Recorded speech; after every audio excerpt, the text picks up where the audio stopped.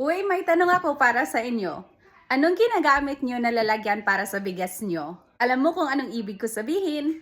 Kadalasan, ang mga Pinoy kapag bumibili sila ng bigas, nilalagay nila sa lalagyan para maging fresh.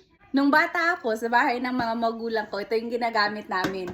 Yung lalagyan ng holiday popcorn. Kapag sinasabihin ako ng mama ko na, "O Pat, magsaing ka," bubuksan ko yung ganito namin, tapos may bigas sa loob. Ngayon ko lang naalala yun habang kinakain ko yung popcorn. Binili ko ito nung isang linggo nung nag-sale lahat ng mga decorations sa Pasko.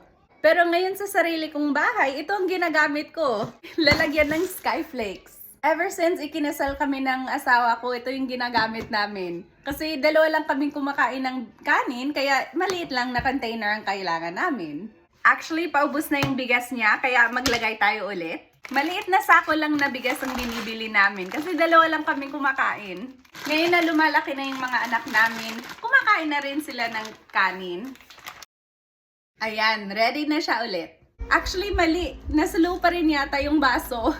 So, anong klaseng lalagyan ang ginagamit nyo sa bigas nyo? Alam ko na may mga lalagyan dyan na automatic. Ilalagay mo yung bigas, tapos pag kailangan mo na, ipupush mo yung button, tapos lalabas na. May ganun ka ba? Isulat mo sa comments. Paalam!